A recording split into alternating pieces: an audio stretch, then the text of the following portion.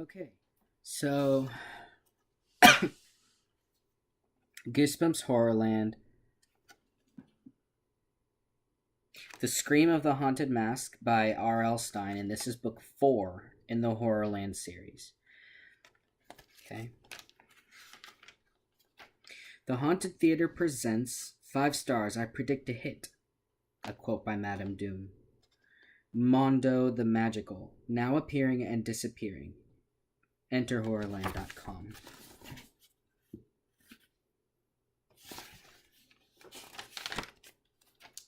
And then on the back of the page, the same poster crumpled up with, in big, black, thick, handwritten letters, Escape Horrorland written.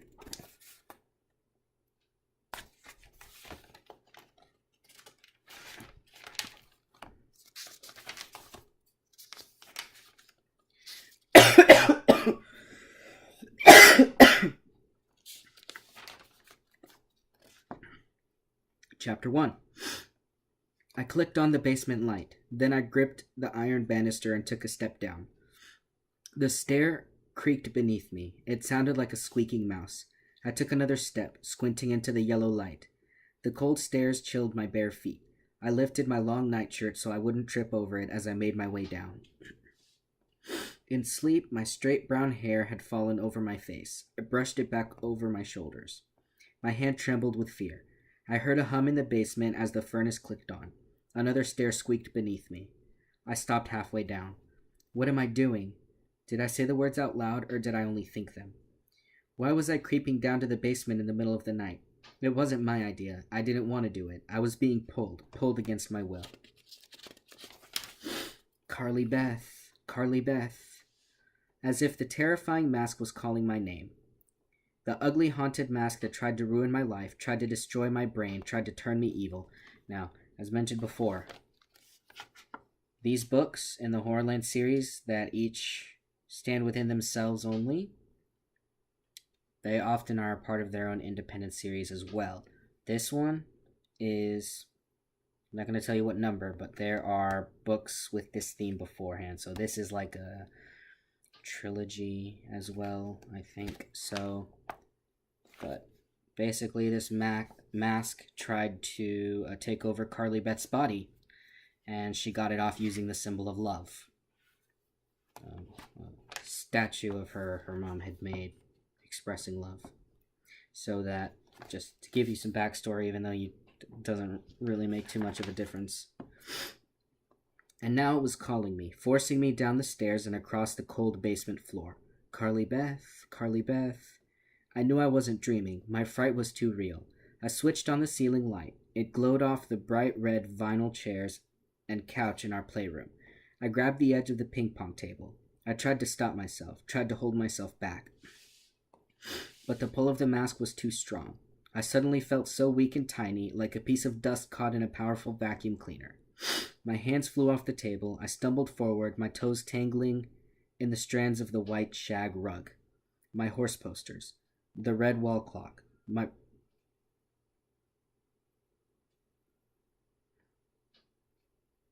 brother Noah's old tricycle. The closet door covered with family snapshots, all swept by in a blur as I staggered across the basement.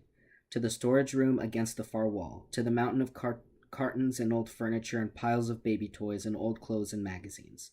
The room where I had buried the mask. So deep in the stacks and stacks of junk that no one could find it. And now it was calling me, pulling me. Carly Beth, Carly Beth. Was the whisper only inside my head? The sound of my own name sent shiver after shiver down the back of my neck. I knew what it wanted. I knew why it woke me up and called me from my bedroom. It wanted me to uncover the metal box where I had buried it away, to unlock the box and free it, to pull on it again this year, to let its evil sweep over me once more. The haunted mask was ready to take over my mind again and force me to do its evil.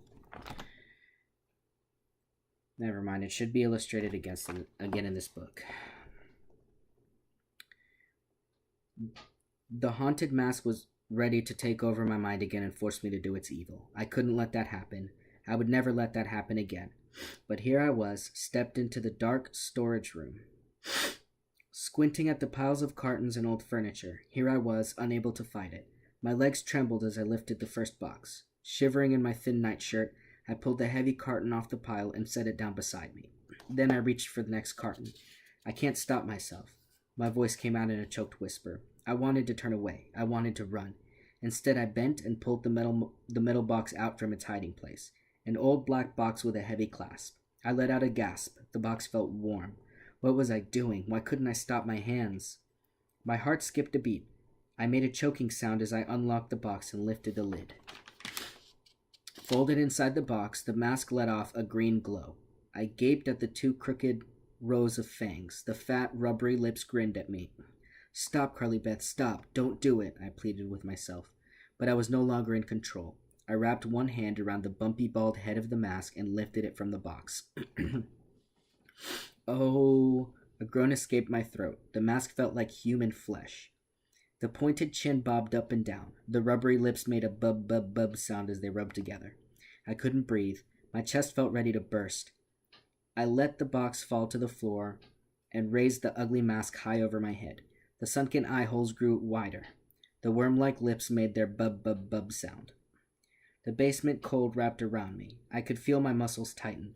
My whole body was stiff with fear. I began to lower the mask, lower it over my head. I felt the warm, rubbery material against my hair. I tugged it down. Soft as human skin, the mask slid over my forehead. And then, no! A shout burst from my throat. A scream of fear and anger all mixed together. The force of the shout gave me strength. I pulled the mask up and jerked it away from me. No! You're not going to overpower me. I'm not going to wear you, ever again. I gripped the warty cheeks of the mask in my fists, then I gasped as the mask moved its rubbery, warm lips. Bub, bub, bub.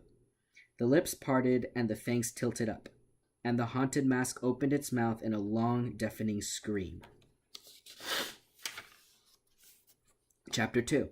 The next afternoon, my friend Sabrina Mason followed me onto the bus. We rode it every day to our after-school job. Carly Beth, are you okay? Sabrina asked, swinging her backpack off her shoulders. You look like something my cat coughed up. I laughed. Why don't you say what you really think, Sabrina? Sabrina and I have been best friends since 3rd grade, so we can almost always say what's on our minds without either of us getting hurt. We're both 12, but Sabrina looks at least 16. She's tall and dark and graceful and sophisticated looking, with long black hair and enormous black eyes. I'm stuck with this little pixie-faced, a tiny stub of a nose, and a skinny mouse body.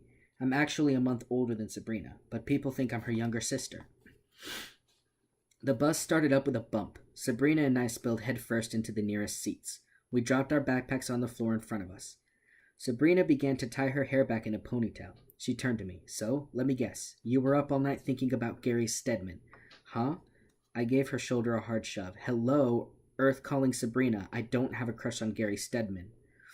Sabrina's dark eyes flashed. Then what did I see at Steve Boswell's party last Friday? I could feel my cheeks turning hot. I knew I was blushing. I wish I could do something about that. Is there a way to learn how to keep your face from turning red? Sabrina, don't be a rat, I said. Total truth? He tried to kiss me, and his braces cut my lip. We both laughed. The bus hit a bump, and it made me hiccup. Sabrina tugged at the brown suede vest she wore over 2 t-shirts. She was really into clothes these days. I mainly pull on jeans and anything I can find in my t-shirt drawer. So, Carly Beth, if you weren't up all night thinking about the Stedman, why the dark rings under your eyes? I'm serious. You've been totally pale and droopy all day.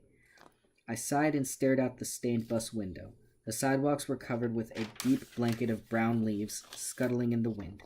We rolled past the library with its tall white columns, then past Romer's flower store with a wheelbarrow of yellow and orange flowers in front. Should I tell Sabrina the truth? Yes, I decided. I couldn't tell anyone else about what happened last night. No one would believe it. Mom would just tell me to stop watching the Sci-Fi Channel. But Sabrina was there that Halloween. She saw the haunted mask. She saw what happened to me when I wore it. Sabrina believed. So I told her the whole story. How I woke up wide awake at 3 a.m, how I couldn't stop myself. I was pulled to the basement, forced to open the box and take out the ugly mask.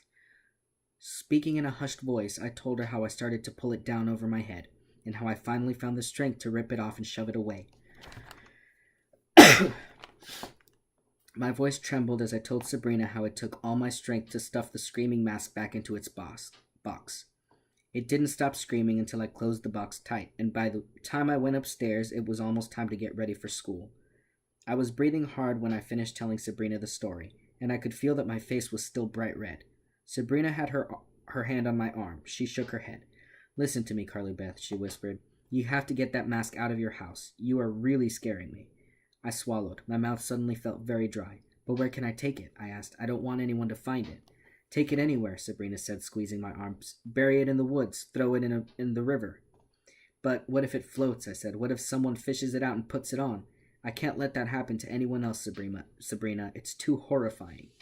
When I wore it, it changed me. You remember, I turned angry and evil. We couldn't pull it off. The mask attached itself to my skin." "Shh." She raised a finger to her lips. "Of course I remember," she said. She held up both hands. Her plastic bracelets rattled. "Look, I'm shaking. I'm shaking all over. That's why you have to get that thing out of your house." The bad memories flooded over me. "You can only defeat it with a symbol of love," I muttered. Sabrina stared at me. "Huh? Remember?" I said. "I found a symbol of love. That's the only way you can remove the mask from your face and stop its evil." Sabrina shuddered. "Can we stop talking about it? You are totally creeping me out. Change the subject. I want to hear more about Gary Stedman." But I couldn't stop. "Only one good thing came from that Halloween," I said. "The haunted mask changed me. After all that horror, I'm not the same person anymore." Sabrina rolled her eyes. "It's true," I insisted. "You remember. I was the class scaredy cat. I was afraid of my own shadow, really. But after defeating that evil mask, I'm different, Sabrina. I'm not scared anymore." And then something warm and dry curled around my neck. A snake with glowing eyes slid around my throat. It raised its head and opened its jaws wide. Chapter 3. The snake jerked its head back and closed its jaws. I heard laughter behind me. I wrapped my fingers around the snake and gently pulled it off my neck. Then I turned to the two boys in the seat behind me. "Scared you," Chuck Green shouted. He and his buddy Steve Boswell hee-hawed some more and touched Knuckles. I ran my fingers up and down the snake, petting it lightly. Then I handed it back to Chuck. "I knew you brought Herbie in for science class today," I told him. "No big deal." I twisted around in the seat so I could look at the two of them. "Your jokes are lame. Give it up, dudes. You can't scare me anymore." For some reason, they thought that was a riot. You look like two grinning balloons," Sabrina said. They started scratching their armpits and ee-ee-eeing like monkeys. Chuck and Steve aren't related, but they look like brothers. They're both tall and thin, with straight brown hair, dark brown eyes, and the same goofy grin. They dress alike, too. They always wear baggy faded jeans and black long-sleeve t-shirts. I don't know why, but all they want to do is scare me and make me scream. They just don't realize how different I am now. Steve leaned over and messed up my hair. "It's almost Halloween," he said. "Are you going to hide under your bed this year till it's over?" Chuck hee-hawed some more, like it was a real funny joke. Sabrina and I both rolled our eyes. "I just saw something kind of scary," I said. "Like what?" Steve asked. I pointed out the window. "Wasn't that your house that went by 3 or 4 blocks ago?" "Huh?" They both jumped, grabbed their backpacks, and went running to the front of the bus. "Hey, stop, stop!" Sabrina and I laughed as they scrambled off the bus. We waved out the window as the bus pulled away. "They're totally immature," Sabrina said. "Like, shouldn't they be repeating 4th grade or something?" I smoothed my hair down with both hands. Then I settled back in the seat. I could still feel the chill of the snake on my neck. Sabrina waved to somebody out the window. Her plastic bracelets jangled. Then she turned and started saying something to me, but I couldn't hear her. She sounded far away. Her voice was like an echo of an echo, drowned out by a high, frightening scream. The scream of the haunted mask. I struggled to hear Sabrina, but I couldn't shut out the mask's shrill wail. Couldn't shut it out. Couldn't shut it out. I covered my ears, hoping it would stop. "What's wrong, Carly Beth?" Sabrina gripped my hands and started shaking me. "What's wrong?" "Don't you hear it too?" I cried. She squinted at me. "Hear what?" No. Is it inside my head now? What am I going to do?" Chapter 4. Sabrina and I climbed off the bus at the last stop. The screaming in my ears had faded, but I felt a little dizzy and weird. I took a long, deep breath. The air smelled so fresh here at the farm on the edge of town. It smelled like cut grass and autumn leaves and flowers. Sabrina and I started walking up the gravel path to the tall white farmhouse. The windows in the front of the house glowed red in the late afternoon sun. The house stood in the middle of a wide green pasture. Beyond the pasture stood a big apple tree orchard. Our shoes crunched over the gravel. We passed the red and white sign that read "Tumble Down Farms." A cool October breeze rattled the sign. A bunch of squawking blackbirds perched on the satellite dish behind the house. High in the sky, I saw a red hawk swoop down, then float up again. The wind made the tall pasture grass tilt one way, then the other. Almost Halloween, Sabrina muttered, leaning into the wind. We have to think of some Halloween projects for the little beasts. Our new job was helping Mrs. Lange take care of 8 kindergarten children in the Tumbledown Farms after-school program. Don't call them beasts, I scolded. I think they're cute. Cute? Sabrina's dark eyes flashed. Do you call stuffed crayons up your nose cute? Only Jessie did that, I said. And we got the crayons out with only a little crying, didn't we? Mrs. Lange says there's one bad apple in every bushel, Sabrina said. I shook my head. Jesse's not a bad apple. He's only 5. Colin is my favorite, Sabrina said. He's like a miniature old gentleman. If you tell him to do something, he gives you a sharp salute and then he does it. Colin still sucks his thumb, I said. She shrugged. No one's perfect. Angela's perfect, I said. With those red curls and green eyes, she could be a kid's supermodel or something. Super spoiled, you mean, Sabrina replied. The way she always has to sit in your lap? She's sweet, I said. You're just jealous. We climbed up the wooden steps to the front porch and scraped our shoes on the welcome mat. I could hear the kids' voices inside, high and shrill. Some kind of argument. I could hear Jessie trying to outshout the others. Tumbledown Farms is one of the oldest farms in the state. My dad told me it used to be a real working farm where they grew potatoes and tomatoes and corn and a lot of other crops.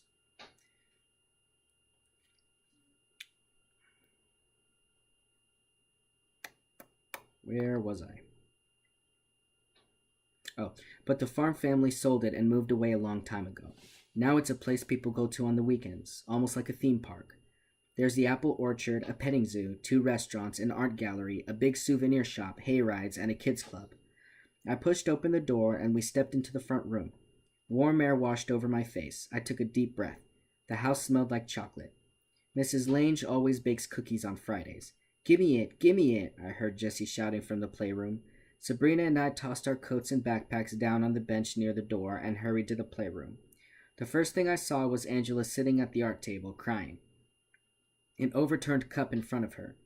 A big puddle of chocolate milk spreading over the table.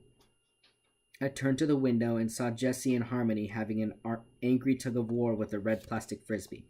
Gimme it, Jessie was fierce. Laura Henry ran into the room, carrying a roll of paper towels. She leaned over Angela and started to mop up the spilled chocolate milk. When she saw Sabrina and me, she let out a sigh of relief. Thank goodness you're here, she said. The kids are totally wired today. I think it's a full moon or something. I laughed. Laura, it's still daytime, I said. I crossed the room to Jessie and Harmony to see if I could settle the frisbee war.